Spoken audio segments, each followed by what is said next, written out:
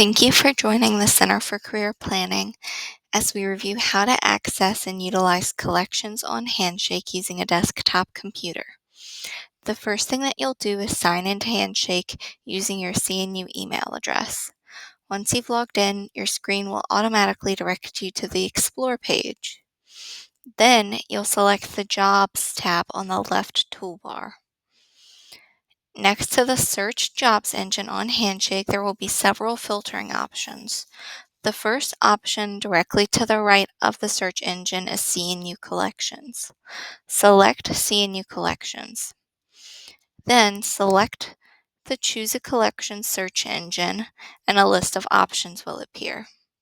You can select an option from the list or begin searching for a collection.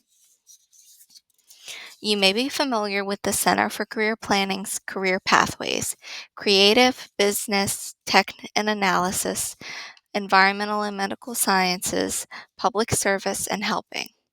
Prior to the creation of collections on Handshake, we used labels for each job or internship posting. Collections sort the career pathways into jobs and internships, which allows for refined searching without applying several filters.